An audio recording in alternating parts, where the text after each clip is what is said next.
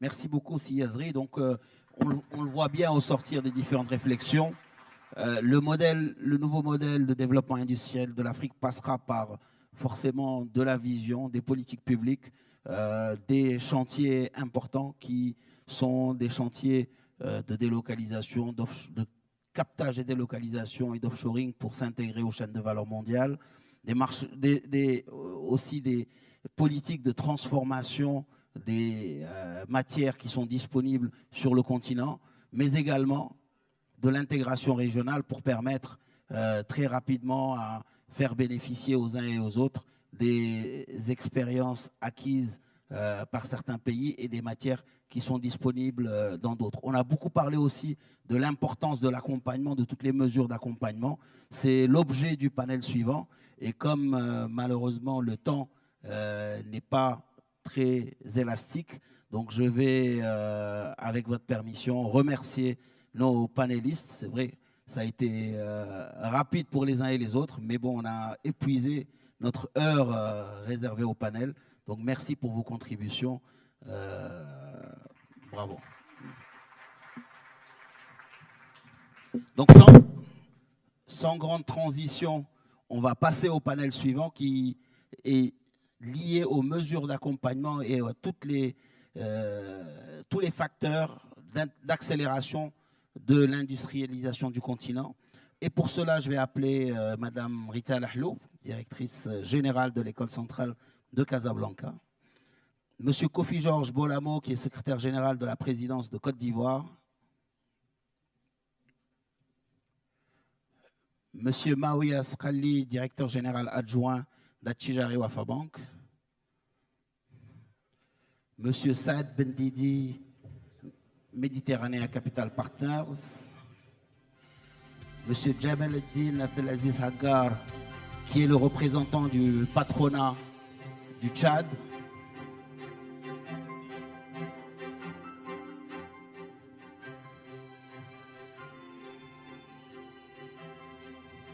Monsieur Bolano, je ne vois pas, mais bon, il va nous rejoindre.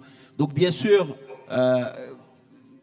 l'industrialisation ne peut se faire qu'avec la construction de nouveaux modèles de développement. Il faut un certain nombre de mesures d'accompagnement. Ces mesures d'accompagnement sont de diverses natures. Un élément clé est le financement, puisque on ne peut pas s'industrialiser sans trouver les financements.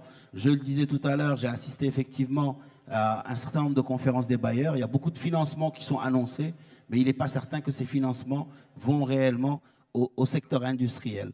Autre facteur aussi, on a parlé des infrastructures, tout ce qui est zone industrielle, tout ce qui est plateforme logistique, tout ce qui est énergie, etc., qui constitue un élément aussi important de ces mesures d'accompagnement, et pas le seul. Et le troisième aspect, qui a été cité à plusieurs reprises et qui est aussi essentiel, c'est bien sûr la formation, qu'elle soit supérieure aux professionnels.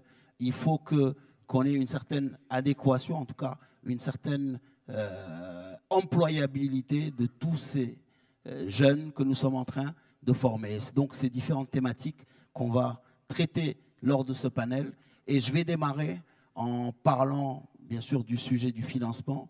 Aujourd'hui, et pour cela, je vais d'abord solliciter M. Maouya Skrali. Aujourd'hui, les banques accompagnent l'industrialisation du continent. On leur reproche souvent, notamment à cause des mesures prudentielles, à cause des règles baloises, de n'accompagner que les grandes entreprises. Il se trouve que le tissu continental est un tissu de TPE et de PME. Comment aujourd'hui la banque peut accompagner l'industrialisation de l'Afrique malgré le renforcement de toutes ces règles prudentielles et de toutes ces mesures de prudence qui malheureusement ne sont pas toujours très adaptées au financement du secteur privé africain.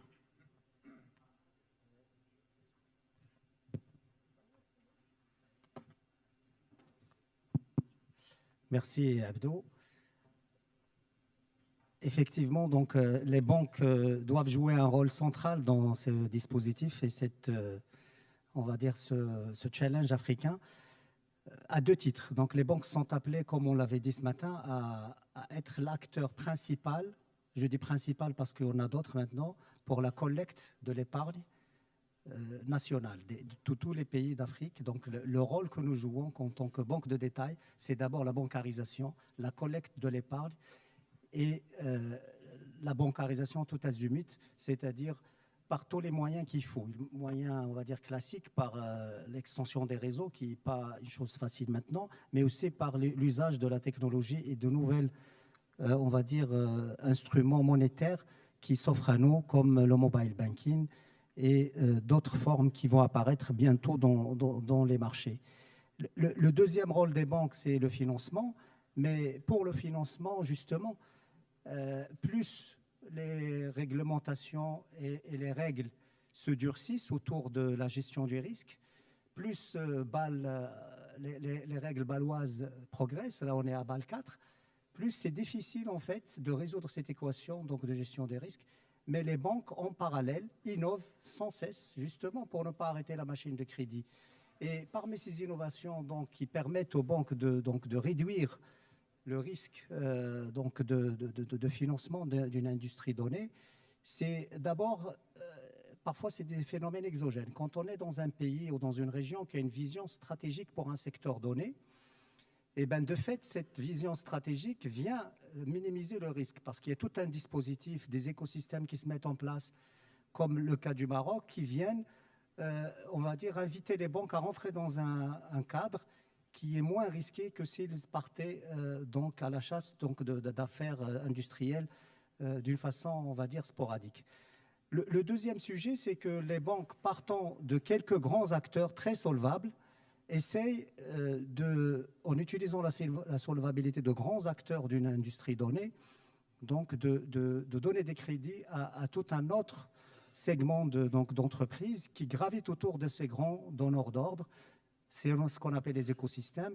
Et donc, nous avons inventé plein d'instruments financiers qui permettent à des PME, des TPE, qui gravitent autour d'un écosystème d'être financés à court terme sur leurs besoins d'exploitation, leurs besoins de fonds de roulement. Je citerai donc tout ce qu'on fait sur le factoring, tout ce qu'on fait sur la supply chain finance, c'est-à-dire on finance une cascade de fournisseurs parce qu'en haut, on a un grand, on va dire, donneur d'ordre, comme les grands industriels que vous connaissez.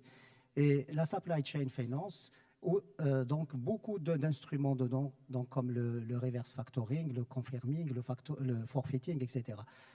Toutes ces panoplies de métiers qui viennent d'être inventés ou d'être mises en place viennent minimiser le risque de financement de cet écosystème, tout en prenant la solvabilité finale du donneur d'ordre. On cite aussi sur la matière première, beaucoup d'instruments ont été mis sur le financement de la chaîne de la matière première, donc le commodity finance, où la seule garantie qui est prise, c'est seulement la matière première elle-même. D'où donc l'apparition de nouveaux acteurs dans ce domaine qui sont les collateral managers, qui permettent aux banques justement de financer tout le circuit de la matière première sans aucune autre garantie, rien que la matière première. Et le troisième sujet, c'est que quand la banque est en face d'un grand projet aussi à financer, ben, il essaye de diluer ce risque avec une pléthore d'autres acteurs qui sont les fonds d'investissement, les fonds souverains, les fonds de garantie, les fonds privés et aussi les assureurs. Il y a des assurances en fait qu'on peut rajouter de telle sorte qu'en partant d'un projet de 100, la banque finalement ne prend que, in fine, un risque résiduel de 10 ou de 20. Et plus aussi, toutes les grandes banques maintenant qui sont sur le continent africain ont créé ce qu'on appelle des desks de syndication justement pour partager ce risque qu'ils prennent et essayer de le diluer à beaucoup d'acteurs. Comme ça, aucune banque ne se retrouve en face d'un risque donc qui peut mettre en péril sa taille dans un marché donné. Voilà, j'ai essayé d'être plus court, je pense qu'on n'a pas assez de temps. Exactement.